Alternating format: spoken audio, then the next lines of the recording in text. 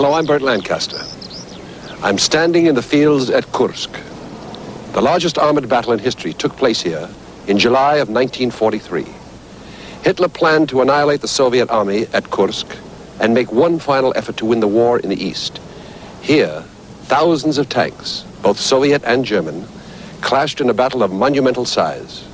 Kursk was one of the most significant single engagements of the 20th century. After the Nazis' defeat in this battle, Hitler's tanks, the pride of his army, would never again regain the strength which had carried them from the English Channel to the Volga. And never again would the Germans meet the Russians on even terms. After Kursk, Hitler's ability to launch a major offensive was severely curtailed. Our story, the world's greatest tank battle.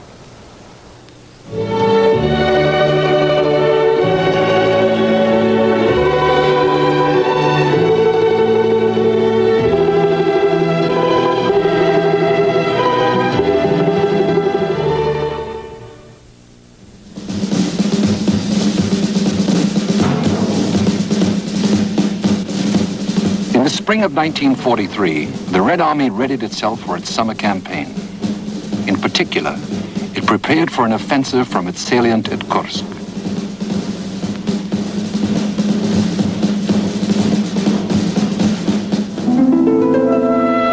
The winter had ended with a great Soviet victory, the capture of an entire German army at Stalingrad.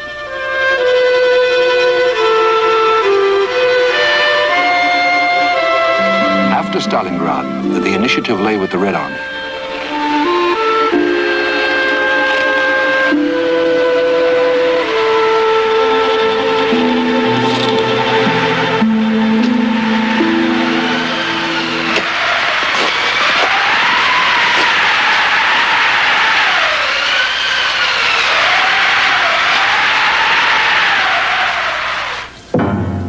Humiliated by his defeat, Hitler hungered for revenge. He would bite off the Kursk salient at its base and annihilate the Russian armies within it. He called it Operation Citadel.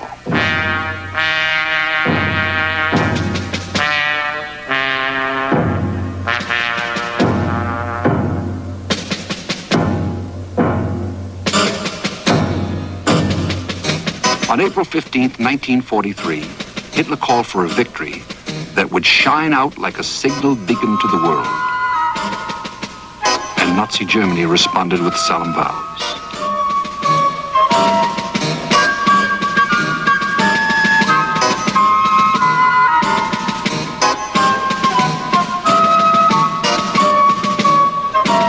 Reinforcements poured toward the east as if from an inexhaustible well, train after train.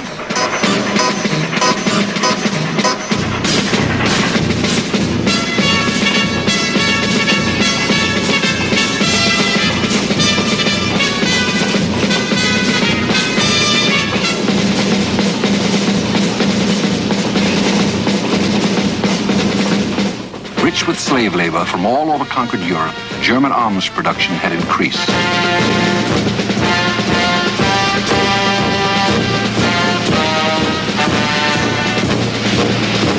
In 1943, aircraft production was 1.5 times what it had been the year before.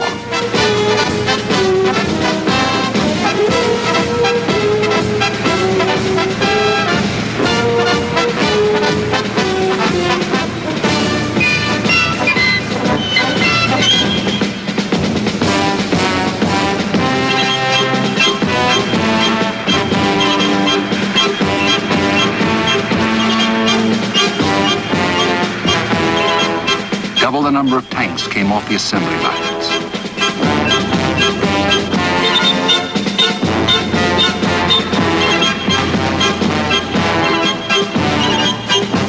There were new models, high-powered, heavier gunned, more thickly armored. Panther Mark 5s and Tiger Mark 4s, the best that Germany could produce.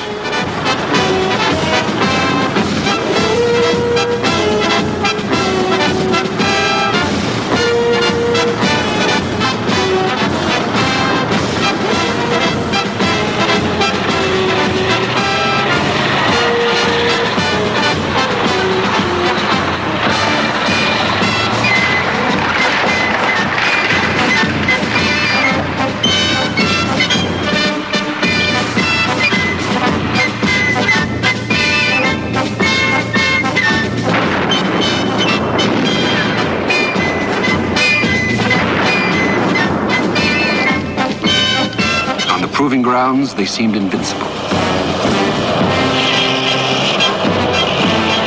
Nothing, it seemed, could withstand their advance.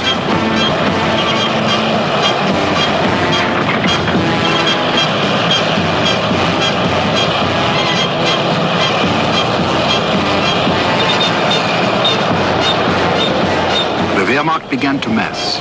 Hitler's Operation Citadel called for 20 divisions to the north of the salient, 28 to the south, and 7 at the salient's tip. 16 of them were armored divisions.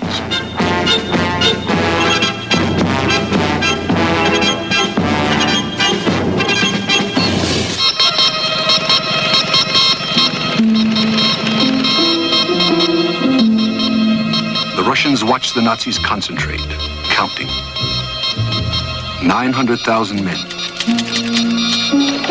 2,700 tanks, 10,000 guns, 2,000 planes. In the Kremlin, the Soviet High Command considered the options. The choice was between striking first or letting the Nazis attack and then replying. Stalin decided to let the Germans throw themselves on the Russian guns. The Soviet divisions in the salient were to set up box defenses with as many as 7 or 8 defense lines, echeloned 100 miles deep.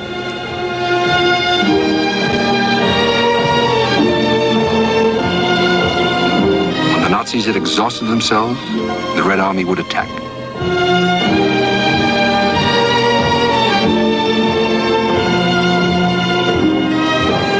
Stalin appointed Marshals Zhukov and Vasilevsky to oversee the operation. By 1943, Soviet industry had more than overcome the setbacks of the early part of the war. Though half its capacity had been lost at the outset, it was now outproducing Hitler's Reich. Deep behind the Urals, the mills operated day and night, forging steel for the Red Army's tanks and shells.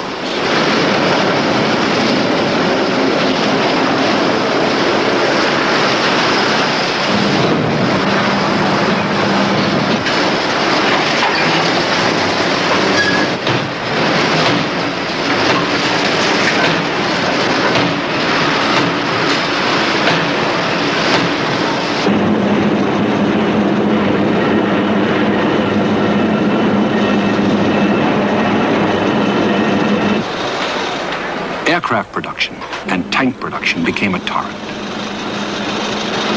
These were no longer weapons for the defensive. They were the means of carrying the war into Germany. They gave the Red Army preponderance in what was to become the greatest armored conflict in the entire history of warfare. The numbers were ominous.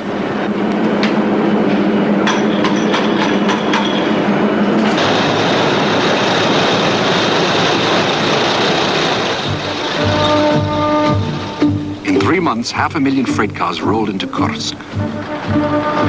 The Soviets crammed 10 field armies into the salient, plus 2 tank armies and 2 air fleets. 1,300,000 men, nearly 20,000 guns and mortars, over 3,600 tanks.